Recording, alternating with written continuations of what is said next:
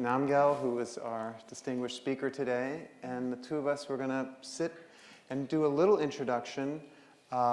We both know the filmmaker very well, and as it turns out, both have a role in the film. We were both interviewed and made the final cut, along with a lot of others, but I thought we would maybe talk a little bit about the movie, and then we'll do what we've decided will be a theme of this festival, which is to actually bring real silence in a sort of formal way into each program by way of a 3-minute little quiet time before the program begins. So the idea for this evening would be to tell you a little bit about the film, give you a little bit of an introduction, a little background, have a bit of silence, and then it's movie time.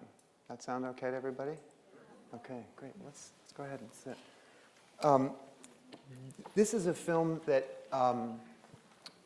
as I say, both of us have a direct role in, and it's, as you might well know from reading about it, is a film about Tibetan Buddhism's history in the West from the point of view of the filmmaker. And Vickie Hitchcock, who is a longtime filmmaker, documentary filmmaker, and longtime practitioner of Tibetan Buddhism, who herself, as the daughter of an American diplomat, lived in Asia and India as a young girl, and also traveled extensively as a young woman through India before beginning to study with Drepung Rinpoche, who was her root guru, and then eventually to Tsoknyi Rinpoche, who some of you may know, who's a teacher of mine and a very close friend of Elizabeth's. And anyway, this is getting into specific Tibetan Buddhist territory, but Vickie's motivation was to try and make an offering to audiences like us that would explain some of the nuances and subtleties and particularities of Tibetan Buddhism as it relates to its history in the West to Western audiences.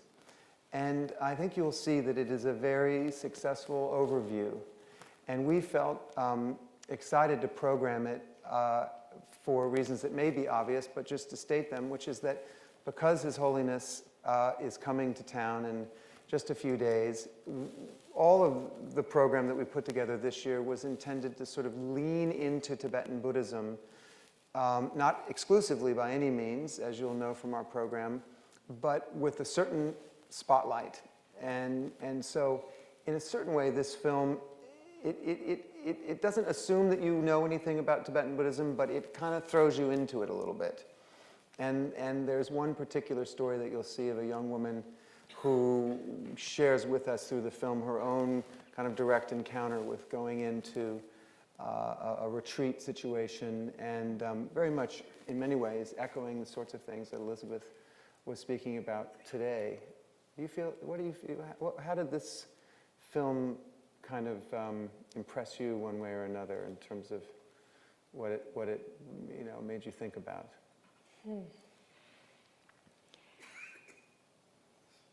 I mean, it was just, I appreciated just hearing different people's perspectives, on what practice means to them.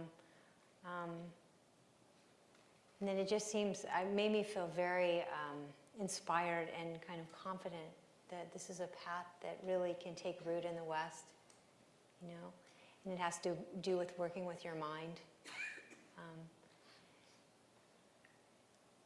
Yeah, and that way, I don't know, it was very positive. I feel like everyone in the film just had a very positive outlook on it and a good experience with the practice. So, yeah. Well, it might be worth noting that what Elizabeth is talking about is very much being echoed in the world of those Westerners who are engaged directly with Tibetan Buddhism. I think this film has been very affirming to many, the people that have been practicing meditation in Tibetan Buddhism for a long time, or those that are maybe newer to all of it. But I know through my own part in that community that the reception has been extremely warm. People have felt very, very happy to see this movie, and as I said, it's been quite affirming to them. So that may be enough of an introduction. All movies are supposed to speak for themselves, and we had thought about doing a Q&A at the end, but decided that it might be better just to let the movie do its part in terms of answering any questions. And the nice thing is we have